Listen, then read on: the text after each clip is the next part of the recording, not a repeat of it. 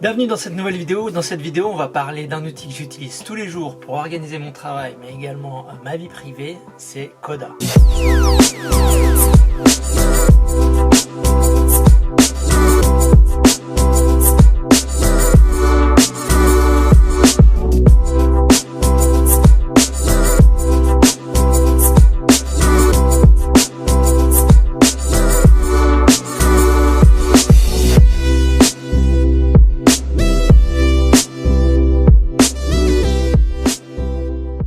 Vous connaissez certainement plein d'outils de gestion, plein d'outils qui vont vous permettre d'organiser votre travail, de pouvoir déléguer des tâches, mettre en place des process, etc. etc.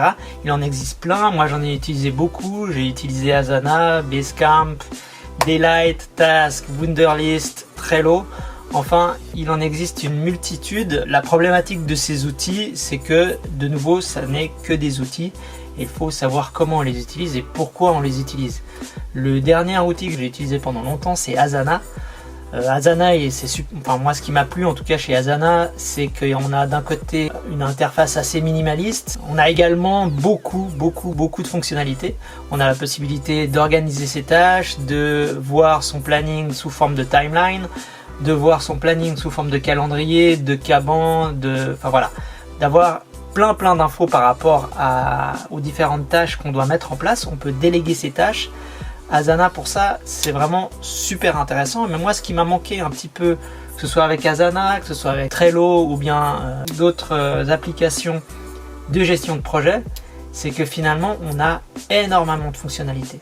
Donc après, je suis allé voir aussi d'autres outils un peu plus minimalistes, mais il me manquait toujours quelque chose. Je savais pas vraiment ce que c'était. Et moi, c'est vrai que j'utilise ces outils pour poser ma réflexion, pour organiser mon travail et pour avoir une vision globale de mon travail. Et ce qui me manquait, c'était finalement d'avoir au même endroit des tâches, mais également la réflexion par rapport à ces tâches, c'est-à-dire l'organisation de notes, de mise en place de réflexion sur des bouts de papier, etc. et de pouvoir écrire directement les différents concepts que j'avais en tête, liés au projet et liés finalement aux tâches que je mettais en place. Donc évidemment, on peut relier son carnet Evernote, on peut relier son Google Doc à ces différentes plateformes, mais finalement, j'ai trouvé que ça mettait en place beaucoup de bruit entre les fonctionnalités que j'utilisais pas au quotidien, ou que j'utilisais même jamais, et puis le fait de devoir switcher entre différentes applications. Ça crée pour moi un malaise en fait au niveau du travail. Je pense que c'est un malaise que beaucoup de freelances ressentent. C'est que finalement, on est un petit peu surchargé d'informations. On a plein de choses dans tous les sens, mais on n'a pas une vision qui est vraiment focus dans un outil, sur un endroit, sur une tâche. Et du coup, c'est ça qui m'a un petit peu poussé à revoir ma manière d'utiliser ces différents outils. Et je suis tombé sur Coda. Donc pour ceux qui connaissent Notion, ça ressemble énormément à Notion, c'est pas un copier-coller mais presque. C'est vraiment la même utilisation que Notion. Notion, je l'ai testé, j'avais pas du tout croché, j'avais pas compris vraiment la philosophie derrière, j'avais trouvé ça un petit peu compliqué, un petit peu complexe de mettre en place tout ça. Et Coda, c'est un petit peu la même chose. Donc Coda, en fait, ça se présente comment? C'est un espace de travail sur lequel vous allez pouvoir créer des documents. Dans ces documents, et la force en fait de Coda, c'est que ces documents sont organisés comme une sorte de base de données. C'est que chaque document que vous allez créer va pouvoir être liés les uns avec les autres. Vous allez pouvoir créer des formules, créer des choses très complexes, mais également faire des choses très simples. Vous allez pouvoir créer des documents, écrire des notes, des trucs vraiment très basiques, la mise en forme, des choses très simples, mais après vous allez pouvoir mettre également en place des choses un petit peu plus complexes avec des listes. Il faut vraiment voir ça comme un Excel qui est un petit peu surchargé, quoi. Donc vous allez avoir des listes. Dans ces listes, vous allez pouvoir créer des filtres, vous allez pouvoir créer des fonctions et puis relier en fait ces différentes listes, ces différentes fonctions avec tous vos documents. Donc moi à la base, j'ai commencé à utiliser Coda pour organiser un petit peu, là vous voyez les différents modules, les différents articles pour Webdoit, où là je mettais vraiment en place les différents articles que je voulais publier.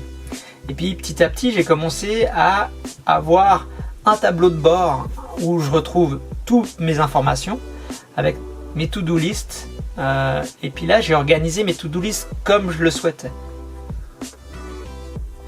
Parce que finalement, c'est aussi un problème de tous ces outils, c'est que les to-do list sont organisés de manière, voilà, il faut faire ça aujourd'hui, il faut faire ça demain, il faut faire ça la semaine prochaine, etc. Et puis je me rendis compte qu'au bout d'un moment, c'est pas aussi simple que ça en fait. Aujourd'hui, on peut pas faire ça, donc on repousse à demain, etc., etc. Et puis on commence à avoir un peu ce stress de la deadline qu'on se met soi-même, qui est pas une deadline forcément client, mais qui est une deadline que nous, on va se fixer. Parfois, cette deadline, on n'arrive pas à se l'approprier et finalement à mettre tout en place pour exécuter cette tâche-là. Alors tous ces champs-là, ils sont personnalisables, hein. Vous faites ce que vous voulez avec ces champs-là, vous créez vos propres fonctions, vous mettez en place vos priorités, automatiquement vous pouvez mettre le nombre de jours, une end date également pour avoir une différente vision. Là il y a une vision en liste, ici de tout ce qui est done, vous allez pouvoir créer aussi un tableau de Gantt. Donc voilà, après vous faites un petit peu ce que vous voulez, et c'est ça qui est bien, c'est que si vous voulez faire quelque chose de très minimaliste, vous pouvez le faire en fait. Et si vous voulez faire quelque chose de très complexe, vous allez également pouvoir le faire. Donc ça, pour moi, Coda, c'est un soulagement parce que finalement, il n'y a pas d'interface complexe, compliquée, où vous pouvez tout faire, mais en fait, vous faites rien avec cette interface-là.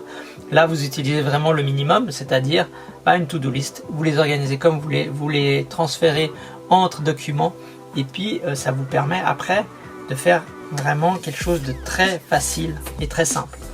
L'avantage également de Coda, c'est la possibilité d'avoir des templates. Donc forcément, vous n'êtes pas le seul à vous poser la question de comment organiser mon travail.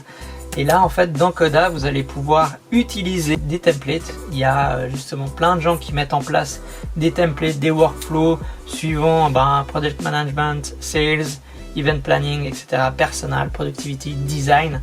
Donc vous allez pouvoir utiliser après des templates qui ont été mis en place par des gens qui utilisent Coda, par la communauté de Coda. Il y a également toute une partie communauté forum où vous pouvez échanger. C'est super intéressant parce que les gens répondent et qu'il y a vraiment une entraide par rapport à des questions même basiques. Donc vous pouvez faire un sprint planning, développer un starter UX, etc. Utilisez ces templates, comprenez comment ça peut fonctionner et après lancez-vous. Et moi, le gros avantage, c'est d'avoir mes notes, ma réflexion, mais en même temps que ce soit lié en fait à une sorte de calendrier de to-do list très basique, sans alerte dans tous les sens. Mais si vous le souhaitez, vous pouvez. Moi, j'utilise la version gratuite. Il y a une version payante qui est surtout au niveau pas des fonctionnalités, mais de la place et des packs que vous allez utiliser. Moi j'ai énormément de notes, je suis toujours à la version gratuite, donc voilà, jetez un œil, ça peut vous être utile. Petite vidéo sur un outil de gestion, qui est un outil de notes, qui est un outil de gestion, qui est un outil complexe ou très minimal, à vous de le décider et c'est ça qui est bien avec Coda. Allez jeter un œil et dites-moi ce que vous en pensez. Voilà, à tout bientôt, ciao ciao.